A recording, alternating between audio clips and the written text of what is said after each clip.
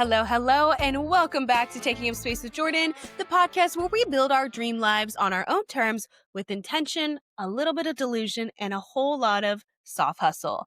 This is part 3 of the Becoming Her series, and today we are talking about something extremely important, which is how do you actually live like her right now when your life doesn't look like hers just yet. In part 1, we got clear on who she is and her version, the woman that you're actually becoming.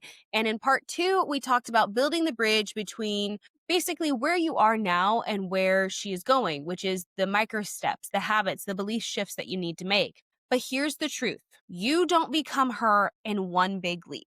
You become her in tiny, oftentimes boring, and very much more uncomfortable decisions in your very messy everyday life. So today we're going to talk about why becoming her feels so uncomfy and sometimes how to spot your not her habits without shaming yourself. And we're also going to be talking about a simple framework for shifting into your her identity daily and little rituals and choices that you can start using today to live like her now. And what to do. So grab your coffee, your journal, your matcha, your emotional support water bottle, and let's get into it. And because I think it's funny, hey bestie, did you fold that laundry yet? So let's start with something a little small, but also very big. When you imagine that other version of yourself, that dream version of you, does it feel awkward? Does it feel uncomfortable? It should. It should feel that way. We're so used to thinking that if this were really meant for me, it would feel easy. But growth almost never feels easy. It feels like saying no and then feeling guilty for an hour. It's resting and wondering if you're lazy. It's charging more and feeling like you're scamming people. Being loved well and low-key waiting for that other shoe to drop. That's not proof that you're doing it wrong. That's proof that you're moving out of this survival mode and into something new. Your brain and your body are used to who you've been, the reliable one, the overachiever, the fixer, the hyper-independent one. That's me. And our brains love safety. They love what they know. Whatever your old role is, it's familiar. So when you start setting boundaries, asking for help, choosing rest without earning it, creating art or content or businesses, allowing yourself to want just a little bit more, your nervous system is going to say, hey, excuse me, we've never done this. Is this allowed? And that discomfort isn't a stop sign. It's honestly just hey, we're leaving the comfort zone notification. It's like that rough road ahead sign that you see on the roads before you hit construction. It's going to be a rough road ahead. But guess what? If you've been judging yourself like, if I was really her, I wouldn't be this scared, I want you to flip that because it's going to be a rough road ahead because you're scared because you are becoming her. Not because you're failing, but we have to get rid of this idea that because it's hard, because it's uncomfortable, it means that we are doing something wrong. No, oftentimes we are shifting our minds to believing that we are becoming the person that we actually want to become. So let's talk about something that's very important, which are your not her habits. And what do I mean by this? Not her habits are basically these things that you do now that don't actually line up with the version of you that you're becoming. It's not to be like in a shamey way, not the like, you're trash, but more like, okay, this doesn't match with where we're going. We need to shift some things. Some examples of not her moments taken from my own life are things like hyper-independence. I'll do it myself. I don't want to bother anybody. People pleasing. Saying yes before you even check in with yourself. Shrinking yourself. Downplaying your ideas, your goals, your needs, whatever, so that you don't make others uncomfortable. And perfectionism. Never starting because it might not be perfect. And finally, avoidance. Scrolling, snacking, numbing instead of doing the things that you care about. But here's the thing that you're not going to do. You are not going to shove these parts of you aside. I want you to think of these as protective parts, not flaws. There's a version of you who learned, if I handle it all on my own, I won't be disappointed. If I make everyone happy, I'll be safe. If I keep my dreams small, I won't look foolish. Those parts kept you alive emotionally. They kept you moving forward. You don't need to bully these parts into silence because they learned to get their voice through bullying. Instead, I want you to start noticing them when they're coming up. Like, hey, this is the part of me that's scared of rejection, or this is the part of me that's used to overfunctioning. You're not kicking them out of the house.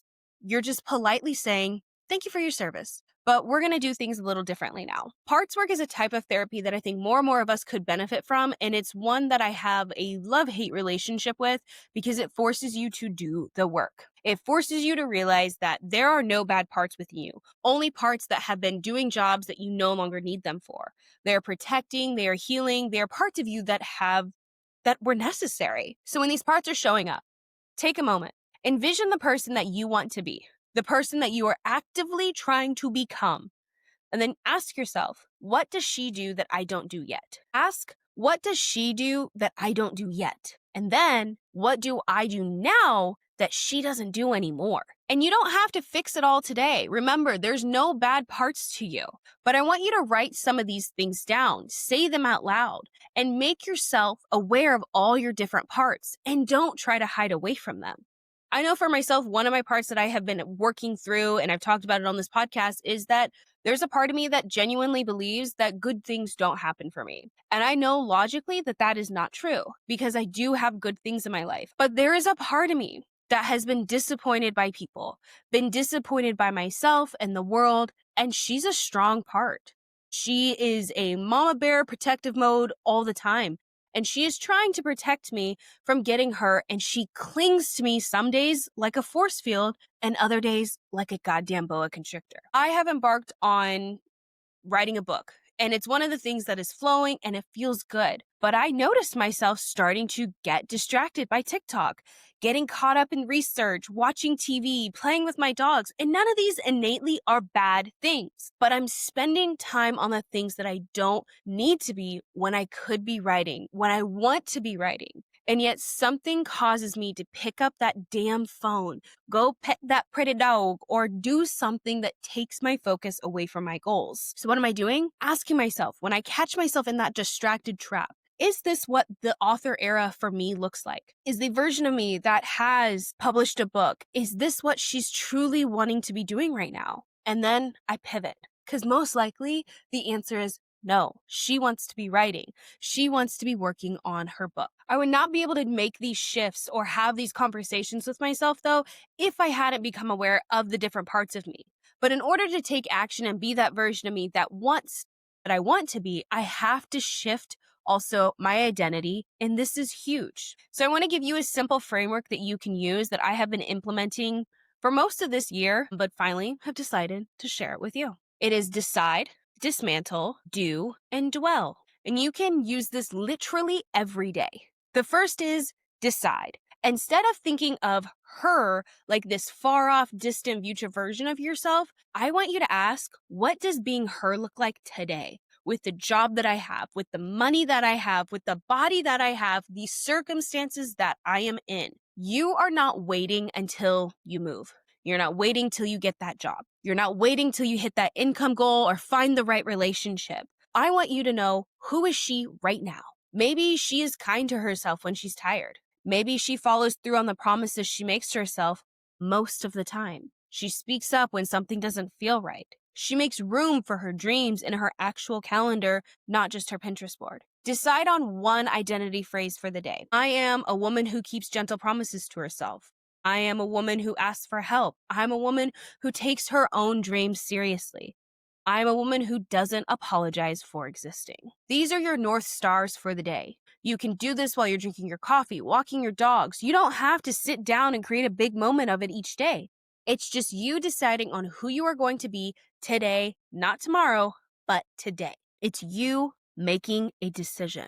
And next, you're going to dismantle. We have to dismantle old beliefs, which does not happen overnight. I wish it did. I wish I could flip a switch and just switch identities like some of these men do out here in the world.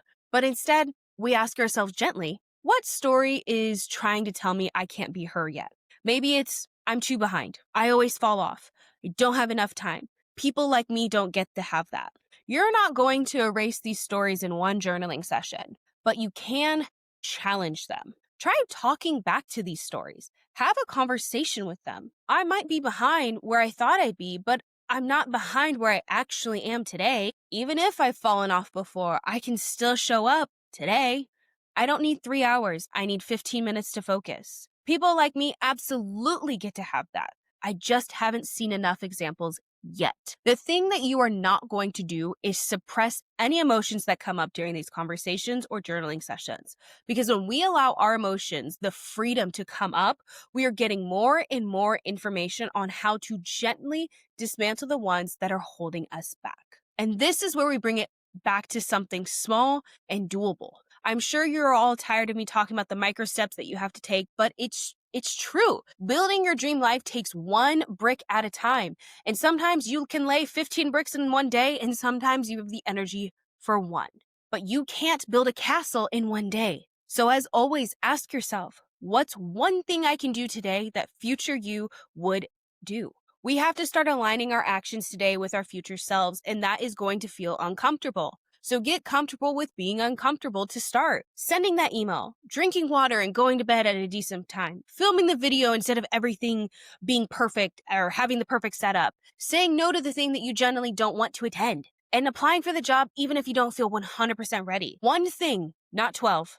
Because remember, you're not trying to prove your worth, you're building trust with yourself. And finally, you gotta start dwelling. And this is the hardest part. It's the part that we tend to skip over. I want you to sit in that action for just a moment.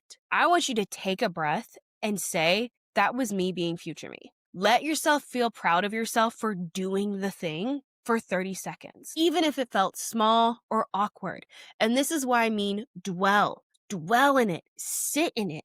And then I want you to write it down. Today, I showed up like her. This is how you will start to see your brain make a transformation. Your brain is going to start to say, we really are different now. We really are becoming someone new. And you're not becoming her later. You're collecting evidence that you're in the process today. Our brains love something more than safety, evidence, patterns. When we rewire our brains to see different patterns of success, of follow through, of self-trust, it starts to expect those patterns instead of the old ones. And this is why dwelling matters so much. You are literally teaching your nervous system, this is who we are now. And I understand that this can all feel like a lot. The doing, the dismantling, the dwelling, the deciding. It's a lot. So take a breath for a second.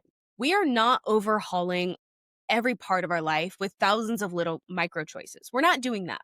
No, we are going to start slowly, daily, with just a few practical practices. So I'm going to walk you through a few things that I'm doing to align with my own version of her, a future me, so that you can maybe get inspiration to apply it to your own life. So first, I want to start with her morning choice. It takes 2 minutes. The first thing I ask myself in the morning after I give my dogs and cat their mandatory snuggies and kissies, one thing I do is ask myself, what is future me going to be grateful for today?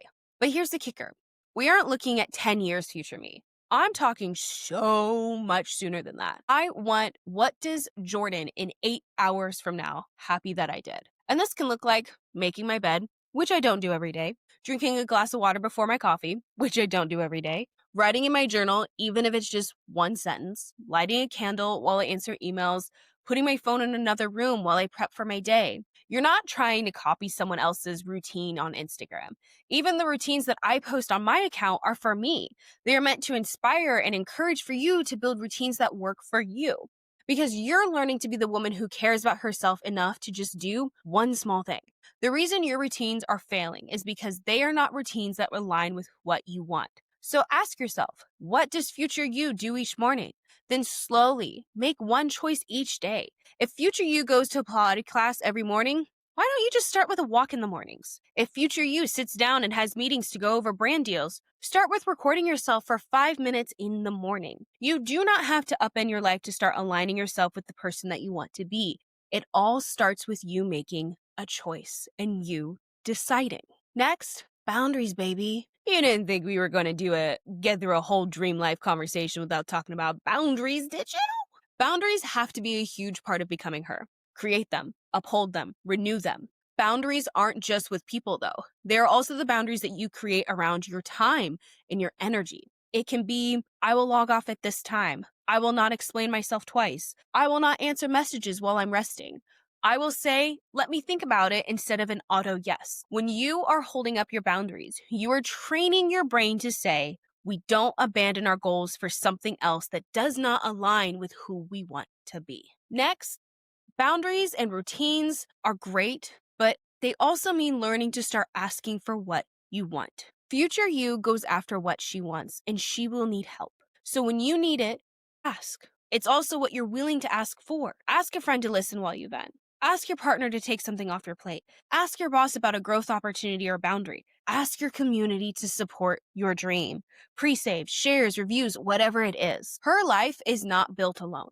So practice one brave ask, even if it's tiny. Asking for things can be hard, but hyper-independence is not a flex. Doing it on your own is not a flex. As someone who chronically gets caught in the trap of doing everything on her own, I understand how isolating it can feel. I understand how hard it can feel to open yourself up, even with just a simple request. But you don't want to wake up one day at the mountaintop by yourself, do you? You have to ask yourself, who is my community? Who is going to be around me? Because when we start allowing our community to be a part of our dreams, we have a shared goal. And you have people to share your dreams with. And those people want to be a part of your dream. They don't want to be on the sidelines of it. They want to help you. They want to encourage you. They want to be there to help inspire you to keep going. And I have to do this in my life where I have to ask friends and family for help while I navigate my dream. I have to ask for support. I have to vent to them because if I'm just here in the echo chamber, it's just me echoing out and getting the same answer back. So once you've learned to create morning routines, you have your boundaries and you're going to start asking for what you want, that sounds exhausting to do each day, doesn't it? So end your day with some versions of softness. And remember, this goes back to deciding, doing, dismantling, and dwelling. And we have to end our day with some dwelling. And I don't mean this in the negative way. I mean this in the allowing ourselves to cherish our day, allowing ourselves to cherish the choices that we have made and honor them. And this doesn't have to be fancy. Washing your face slowly, putting your phone away 15 minutes early, stretching before bed, writing down 3 ways you honored yourself today, or just whispering, I'm proud of you, to yourself before you go to sleep. And I understand that some of these, they sound corny. They sound woo-woo. They sound like bullshit. But why? Why is it corny to tell yourself that you are proud of you? Why is it weird to do some stretching before bed? Why is it bad to honor yourself today? If you feel that pushback, take a moment and examine what is going on there. Because it should never feel like you can't show yourself some softness or some gentleness. If it feels uncomfortable, good. Remember, growth is going to feel a little bit painful. It's going to feel a little uncomfortable. Setting your boundaries and upholding your boundaries, that feels uncomfy. Telling someone about your dreams, that feels intimate. That feels scary. And it's going to take time. It's going to itch, but you keep doing the work and you keep showing up for yourself because you know it's all going to be worth it in the end. So this all sounds great and all. This sounds fantastic if everything's aligning perfectly. But what happens when things go sideways? Because they're going to. I am acutely aware of how sideways life can go because, your girl's been through it. And some mornings I open my eyes and it all feels impossible. I'm immediately hit with all of my failures. I am immediately hit with all the things that I have to get done by myself. And I'm already defeated before I've even put my feet on the ground and gotten out of bed. And I do want to pause right here for just a moment because this matters, especially during this time of year. If you're in that place, if the heaviness isn't just a moment, but a pattern, please reach out to someone who loves you. A friend, a sibling, a coworker, anyone who you feel safe with to share your truth with. Because that crushing, I can't do this feeling isn't meant to sit on your shoulders alone. You deserve support, you deserve care, and asking for help is brave, not a weakness. But if you are going through just a moment where life feels a little too much, let's talk about that. Let's talk about when you get bad news, you're exhausted. You're grieving, you're anxious, you fall off your routines, or your life looks nothing like the Pinterest board you made last January. Here's the thing. Becoming her is not a straight line. It's more like a bottomless pit of a spiral for a really long time. You circle back to similar lessons, but with more awareness and more self-compassion each time. And on the hard days, being her might mean not doing the workout and choosing rest instead, crying in the shower and then texting a friend instead of disappearing, letting the dishes sit and going to bed because you just need some sleep.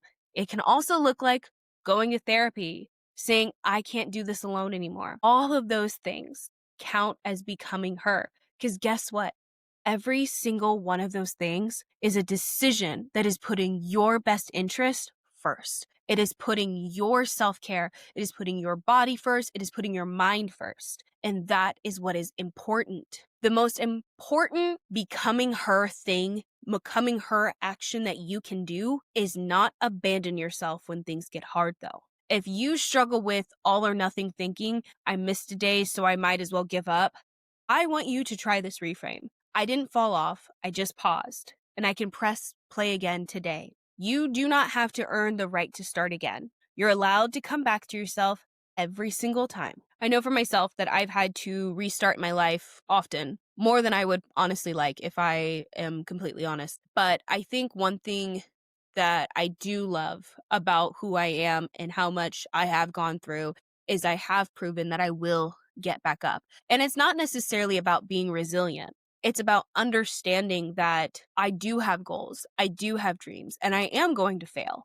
But guess what? I'm not going to keep making that same mistake. I'm going to fail in new ways, unique ways, ways that are unique to me and my journey. And that's what's most important, because I'm not giving up on my dreams, even when I'm tired. Like right now, I'm sitting in front of this podcast. I've vlogged all day. My dog's to their birthday party. I have interviews coming up for a job. I had water leaking in my apartment and didn't have access to a kitchen sink for 48 hours.